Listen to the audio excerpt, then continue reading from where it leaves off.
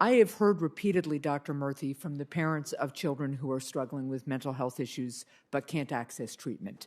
Even if the families have private insurance, their provider networks are inadequate, and the workforce can't meet what is now a crushing need for pediatric mental health services. Parents recount calling every provider in the region and being told that there are waits of 4 to 6 weeks for remote sessions and 3 to 4 weeks for inpatient programs. How do these long wait times affect children's mental health, and what can we do to ensure that children in need can find treatment? Well, Senator, it's good to see you again as well, and thank you for that question. I have heard those stories time and time again myself and over the years. And long wait times are troubling for multiple reasons. When a child is not able to see a provider in a timely way, that means more time that child is struggling, not getting the help they need, and potentially at risk of harm to themselves. But the other consequence is to their families, to the parents of children who cannot get help. I'll tell you this, as a parent myself, there is no feeling worse than knowing that you cannot get your child the help he or she needs. That is the worst feeling for a parent. And there are millions of parents who are going through that because they see their child suffering, they can't get them assistance. So that is why we have to close that gap. That is as much as about workforce as it is about using technology to provide adequate care, as it is about making sure reimbursement is adequate so that we can support a health system with enough access. Thank you. I also want to talk about what's going on in our schools a little bit here.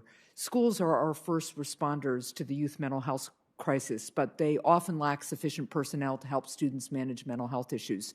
One New Hampshire counselor shared her experience explaining, quote, "My students are frustrated and feel as though they are on the back burner of care. It is assumed that now that children are back in school, the issues that they faced when at home will go away, but they're getting worse. We have minimal supports in the schools," close quote.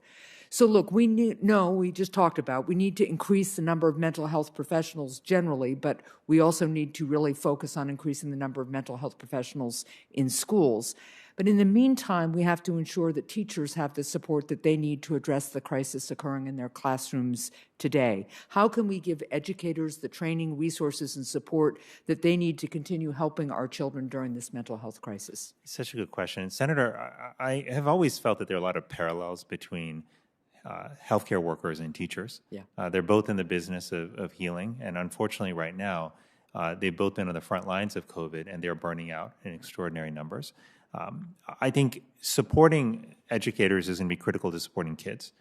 And to do that, we, number one, have to make sure that the workload on educators is reasonable.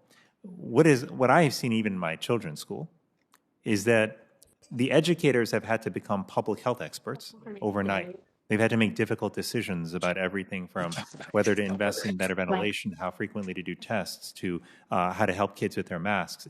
This is on top of everything they were doing before. So we need more support for our educators. Part of the support that we need are more counselors and mental health professionals in our schools. Rather than expecting kids to go miles and miles away to where the care is, we got to bring the care to kids. And finally, we've got to provide mental health support services for the educators themselves. They are under an extraordinary amount of stress and trauma. They need support, and we got to bring that support to them as well. Right. And one of the things, too, though, I think, is we've got some models when we're dealing, for instance, with substance use disorder of some pilot programs that really have worked to help teachers understand what their students are perhaps going through if there's substance misuse at home or if an older student is experimenting with substances. So I think there's some parallels there, too, just to give teachers some basic tools.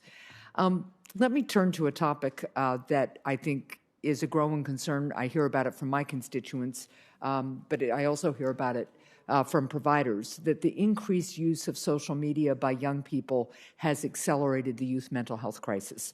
However, as highlighted in your advisory statement, independent researchers face barriers when they are trying to access data from media companies. As a result, the relationship between digital technologies and mental health is really poorly understood. So how can we support research to better understand the impact of social media on youth mental health? Well, Senator, you're right to point this out. We have a real problem with transparency now. Right. Our social media companies, other technology companies have data about how these platforms are impacting our children, about which kids are greater risk. and our kids independent researchers don't have access to this data. We need that data to be shared publicly, but we also need safety standards. I think that's a very reasonable thing to consider here. We have safety standards for cars and for other consumer sort of goods. This is a tool, these platforms, that millions and millions of children are using.